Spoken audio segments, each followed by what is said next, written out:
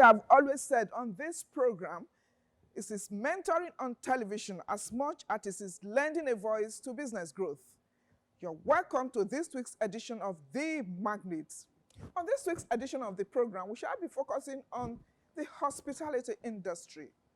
And you know that has been in focus lately because in the area of the pandemic, the lockdown and all that, they have been facing one or two challenges. We have Who Should Know, a major player in that industry. We'll be sharing thoughts with him. How has he coped in the area of hospitality? We gave you the background reports. I can tell you that he is somebody with a lot of feathers on his cap. Join us shortly for an interactive session with him. Chief Julius A. Abuda was born into the family of late Chief Abuda of Adachi Kingdom, Fuga, Isako Central Local Government Area of Edo State, Nigeria. He commenced his primary school education at St. Teresa Primary School, now Usagbe Primary School, Fuga, where he sat for his West African School Certificate, WASC, in 1984.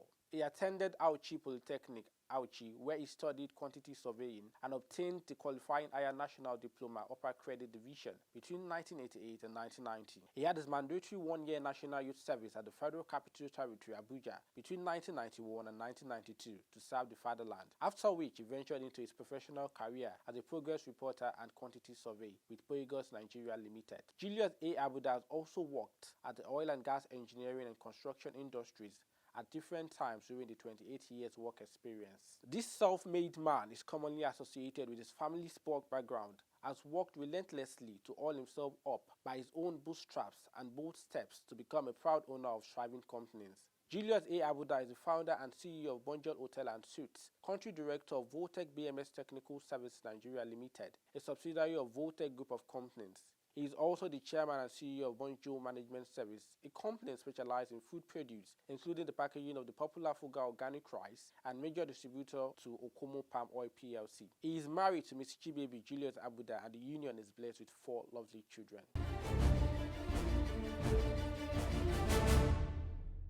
Welcome back to The Magnate. And we are reaching you from Aviele, Isako West Local Government Area of Edo State at Bonjour Hotel.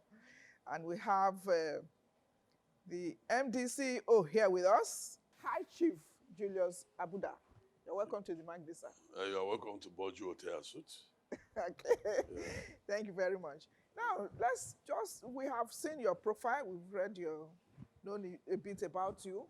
But in a nutshell, just summarize for us. What has your background been? I mean, you initially when we interacted, you said you were a core person in the project management.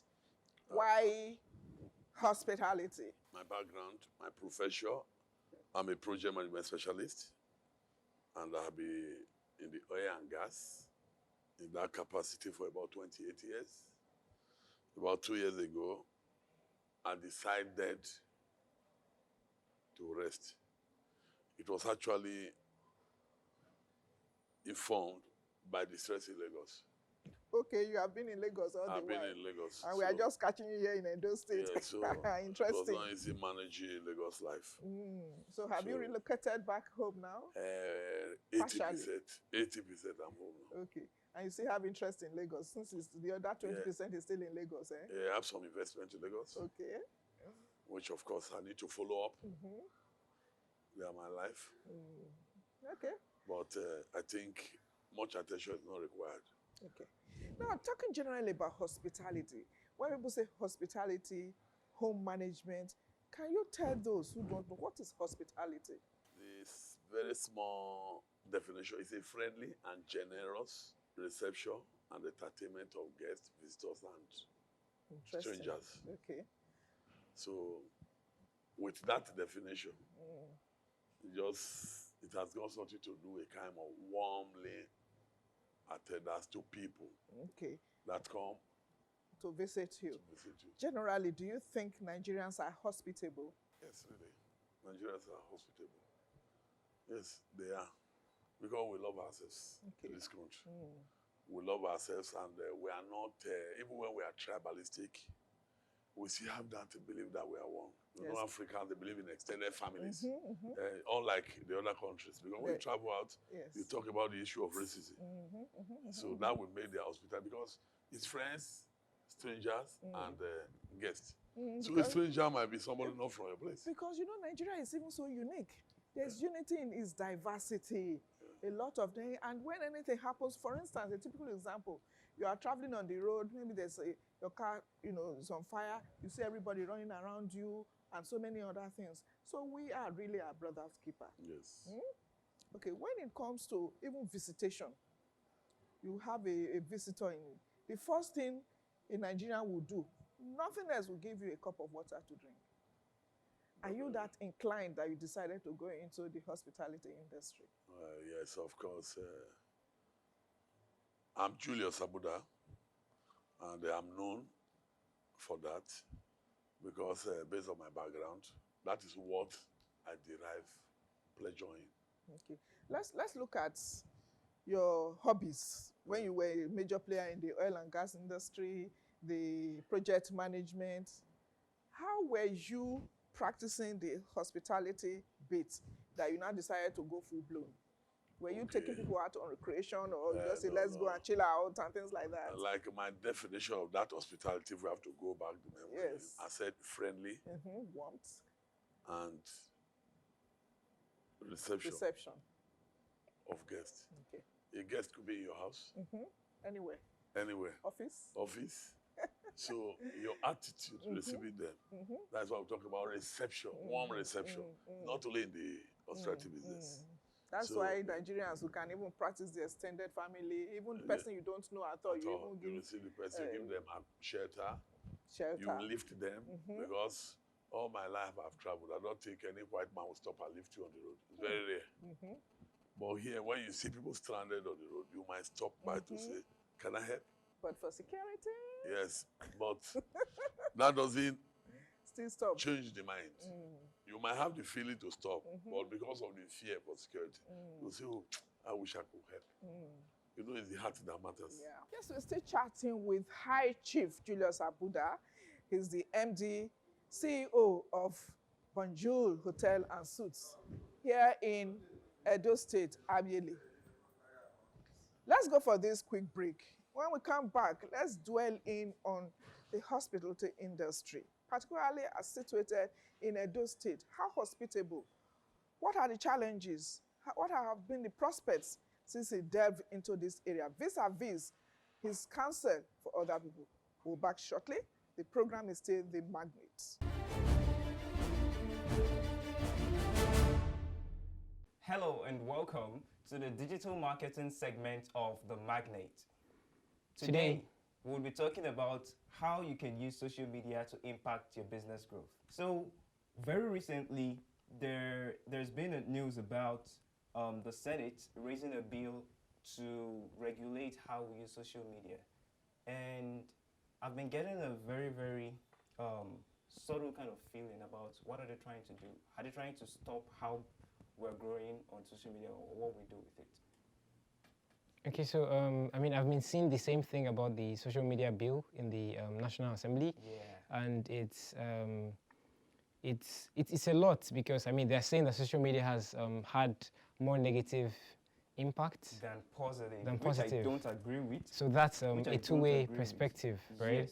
Yes. So I mean, how would you see social media? I think social media has a lot of positive impact, especially on youth of nowadays. Because I've seen a lot of businesses spring up during the pandemic, and people are actually making use of social media to promote their business and everything. So it's really how you use social media. Thank you. How you use social media. I mean, I think it's all a game of purpose. So what's your purpose on social media? Why are you using social media?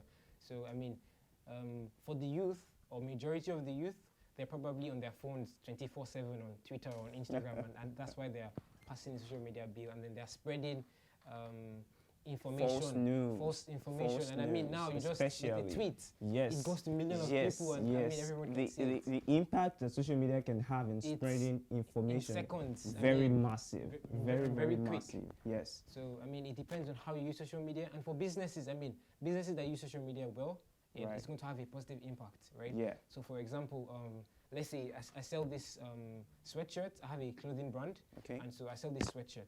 So social media is going to be a positive impact on my business because I can take a picture of this sweatshirt and then post it on Instagram, for example. And everyone can see that you're millions selling of people something. can literally see that I sell sweatshirts from all over the world. I mean, before it used to be physical marketing and they have to work with people. Have to go share flyers and walk around. And billboards. But today, because of social media, you can actually just present yourself to the whole world from my room, from your room. From and that's so a very massive thing about it. And that's one reason I don't think that this bill, although we may not really say that everything on social media is positive, right? We know that there are some people that are doing very bad things, very awful things on social media. But then there are also millions of people that are doing the good amazing things. Yes. As a content writer, I see a lot of companies that promote their brands that have grown because of using social media. And you know this too. You're very good with social media management. I mean, you need to find a voice. That's what people don't understand. Voice. And so voice is the most important part of social media. Very well. Social media is noisy. I mean, everyone just blah posting and making so up and down. The only thing that's going to differentiate you from the noise in the market of social media is having a voice of your own, a clear voice that people can relate to. So it's not just about being on social media, like we've said. Of course, there are opportunities on social media, but then you have to direct a clear voice for yourself. And you need to pass out your message. Correctly. In the fastest way possible. So I mean, it depends on how you use social media. And I mean, now in the 21st century, now we're in 2020, going to 2021. We are seeing more businesses come online due to the pandemic. And then now, I mean, you don't need to be in the office. You don't need to get flyers to actually know that I'm selling sweatshirts. You can literally go to my Instagram page and then find me there. And even advertisement, I mean, that is a huge way to reach like millions of people. Yes. And so social media is really about what you make out of it. Really. I totally agree with that advertisement because I've seen a lot of people get to more audience just by promoting their posts. On Instagram or on Facebook or LinkedIn, Twitter. I mean, the possibilities are endless. Endless possibilities, literally. And so I really feel that. Okay, so what do you have to say? I mean, so many companies like ask, okay, what type of content should they post on social media, right? Yeah, I mean, that's good question, though. Good question. I totally acknowledge that a lot of companies are asking that question because it may feel overwhelming. So content sometimes may be mixed up with some other terminologies, right? Content is anything you can put out on social media that anybody can read, view, or listen to, or watch. So content, I'm talking about audio, video, text. Interesting. Just putting something up on your status, pictures, putting something up on your status, and people read it, you've put out content. So content is anything that can be consumed? Is that what you're saying? Yes, anything that can be consumed. So, literally, content and putting it out on social media is a fantastic way to grow your business. And it is something that you definitely want to start exploring. Thank you for listening to this edition of the Magnate segment on digital marketing and how you can improve your business using it. And if you'd like to be a sponsor of this segment, in order for us to have more time to discuss some of these issues, you can call the numbers on the screen right now and get to us. Thank you very much. Hi, my name is Ibrahim Olaguju, a mass communication graduate from a reputable Nigerian university. I had a short-term internship with Ames Media, and now I'm proud to say I am the co-anchor of our flagship program, The Magnate. Hi, I'm Ololade Onyekoyi. My journey in Ames Media started a few years ago as an intern after undergoing the ZEA training. Now I can perform some administrative duties, plus presentation of highly rated television programs.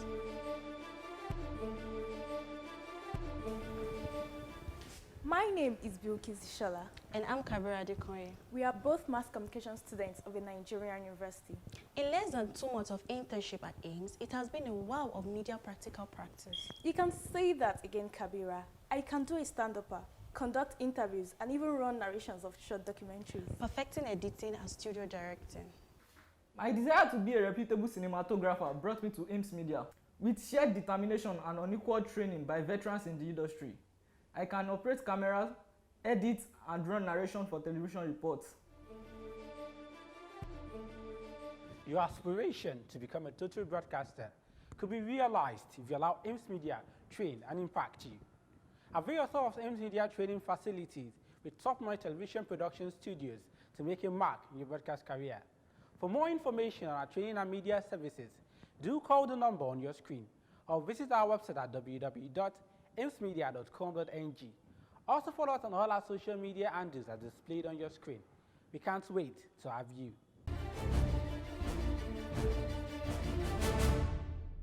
This is the Magnate. You're welcome to this edition of the program, and we're reaching you from Edo State, the heartbeat of the nation. And we're actually in Aviele, chatting with the High Chief, Julius Abuda. You're welcome to the program again. You're welcome to Bonjour Teasut. Okay. I want to savor the goodies of the suits later on. Now, let's look at the industry, sir. What are the prospects in this industry that even in the face of, will I call it, seeming challenges, you still decided to go into it? Definitely. You can't stop trying. We can't sit at home and say if we try. It is better we try and fail than not to try at all. But in this hospitality business, it's not my core business. It's not my core competence. Okay. But I started it out of necessity. Okay. Because I was an investor. You have a property, you need to put it to use. And you talk to professionals, they tell you the best thing to use is for hotel. They told you it's hotel because it is massive, it has a space. I have the land. It was originally designed to hotel room, sizable hotel rooms. So why not put it? And again, coincidentally, it's around the school environment. Okay. Well, it's not in the outskirts of the town where you said people will find it difficult to visit. So let's give it a try. But I can't say because I just started, not up to 4 months. And in this period of COVID-19, I don't need to tell you again what it has been globally, the challenges of the hospitality business. Because the first place to talk about when any wave comes is clubs, hotels. That's actually the interest. We're wondering, I mean, people are saying that there's a lot of hammer on events, places, hospitality, hotels, and you decided to go into it. How has it been in terms of patronage and the overhead? I went into it before COVID-19 came. Okay. And it was at the midstream. It's like you need to cross the ocean. You're already very close to the bank. What do? You can't sleep on the ocean. You better cross to the ocean and see what is going to happen. It has been a very challenging environment. Okay. And it's purely dependent on the students. Who are your main targets? Or my teammate target, because I'm the closest hotel to them here. They come here, you know their purchasing power is very low. But what we try to do is to make sure we live. We are not really targeting anything. By the grace of God, we are not owing. We did not take a loan from the bank. It's our savings over time. And so, whatever we have is for us. After paying all the taxes and expenses, we have it, and we're able to maintain it. Okay. Pending when the environment will be conducive for a full-blown. Full-blown profits. Yes. Hope you remember us that time, eh? Inshallah. Inshallah. All Definitely, right. I'll remember you. All right. So we are looking at, we are not focusing on profits now, but is it paying your overhead? Is it paying your for now, bills? yes. For now, yes. Okay. I've paid my salary 3 times. And the light bill, I told you, all those utility bills, we're able to do that. But we are learning every day. But we need to cut some things. Okay, we could see, I mean, moving around, we could see that you're not just concentrating on accommodation alone. there's some form of recreation around. You have 2 swimming pools, one for guests, one for visitors, and there are some chilling outlets. You know, how does that complement the accommodation in terms of hospitality we're talking about? Even the main revenue is from there. Because the accommodation, sometimes you have less than 20 people. But at the end of the day, you find that what is coming from the other part is about 70 or 60% of the total revenue for the day. You remember during the lockdown, during the pandemic lockdown, a lot of people were living sedentary lifestyle. Don't go out, stay indoors and all that. But it's encouraged for people to still, you know, take their family out for some form of chilling, some form of recreation. And this kind of places, you know, have sort of encouraged to take them, isn't it? Yes. Yes. Because, you know, the worst thing in a man's life is freedom. The best is freedom. Was like when I was in Lagos, when they announced that the Lagos was going to be locked down, I had to pack all my family around away from Lagos the next day. Because you don't know the value of freedom until you are sedentary lifestyle. Yes, within a Your confined place. So for people coming in, like what I said here, we are COVID-19 compliance because we observe the rules, social distances, and we make sure that we use sanitizer. We do the little we can do. Okay. You understand? So let's now look at the area of policies. You know, the challenges you have faced so far, because some other people, how you have been able to surmount yours for other people to also learn from you. How has government policies, double taxation, taxes, and that is frustrating. staff, in terms of, you know, that is competent staff? How yes, because we have low purchasing power here. It's for students. You cannot actually afford to pay professionals. You know, good things doesn't come cheap. Doesn't come cheap.